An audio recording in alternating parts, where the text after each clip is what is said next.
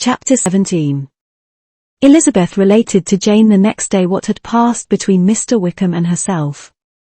Jane listened with astonishment and concern. She knew not how to believe that Mr. Darcy could be so unworthy of Mr. Bingley's regard, and yet, it was not in her nature to question the veracity of a young man of such amiable appearance as Wickham.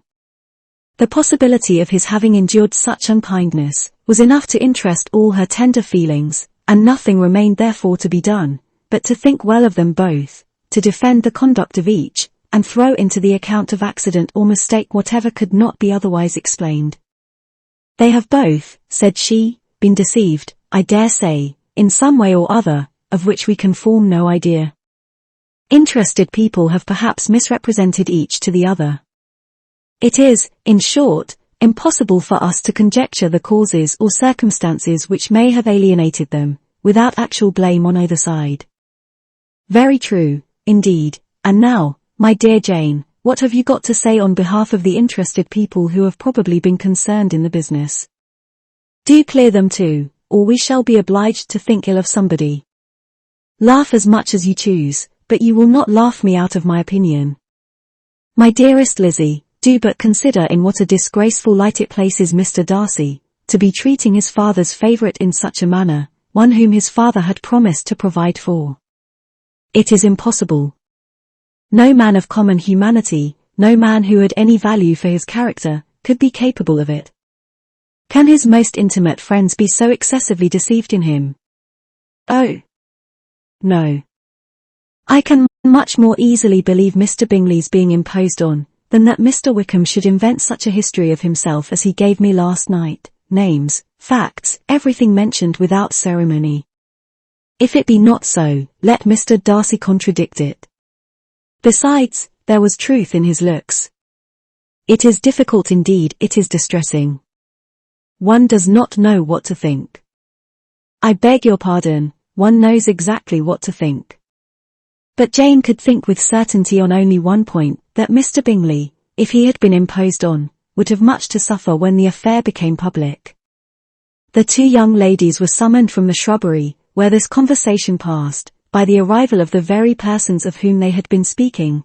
Mr. Bingley and his sisters came to give their personal invitation for the long-expected ball at Netherfield, which was fixed for the following Tuesday.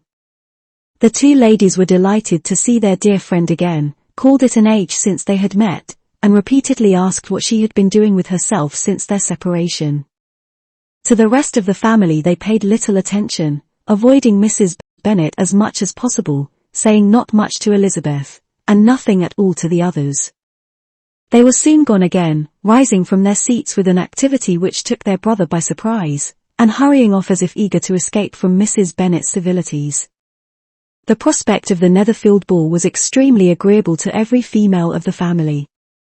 Mrs. Bennet chose to consider it as given in compliment to her eldest daughter, and was particularly flattered by receiving the invitation from Mr. Bingley himself, instead of a ceremonious card. Jane pictured to herself a happy evening in the society of her two friends, and the attentions of their brother, and Elizabeth thought with pleasure of dancing a great deal with Mr. Wickham, and of seeing a confirmation of everything in Mr. Darcy's look and behaviour. The happiness anticipated by Catherine and Lydia depended less on any single event, or any particular person, for though they each, like Elizabeth, meant to dance half the evening with Mr. Wickham, he was by no means the only partner who could satisfy them, and a ball was, at any rate, a ball. And even Mary could assure her family that she had no disinclination for it. "While I can have my mornings to myself," said she, "it is enough. I think it is no sacrifice to join occasionally in evening engagements. Society has claims on us all, and I profess myself one of those who consider intervals of recreation and amusement as desirable for everybody." Elizabeth's spirits were so high on this occasion, that though she did not often speak unnecessarily to Mr. Collins, she could not help asking him whether he intended to accept Mr. Bingley's invitation, and if he did, whether he would think it proper to join in the evening's amusement, and she was rather surprised to find that he entertained no scruple whatever on that head, and was very far from dreading a rebuke either from the Archbishop, or Lady Catherine de Bourgh, by venturing to dance. "I am by no means of the opinion, I assure you," said he, "that a ball of this kind, given by a young man of character, to respectable people, can have any evil tendency, and I am so far from objecting to dancing myself, that I shall hope to be honoured with the hands of all my fair cousins in the course of the evening, and I take this opportunity of soliciting yours, Miss Elizabeth, for the 2 first dances especially, a preference which I trust my cousin Jane will attribute to the right cause, and not to any disrespect for her. Elizabeth felt herself completely taken in. She had fully proposed being engaged by Mr. Wickham for those very dances, and to have Mr. Collins instead. Her liveliness had never been worse timed. There was no help for it, however. Mr. Wickham's happiness and her own were perforce delayed a little longer, and Mr. Collins's proposal accepted with as good a grace as she could. She was not the better pleased with his gallantry from the idea it suggested of something more. It now first struck her that she was selected from among her sisters as worthy of being mistress of Hunsford Parsonage, and of assisting to form a quadrille table at Rosings, in the absence of more eligible visitors.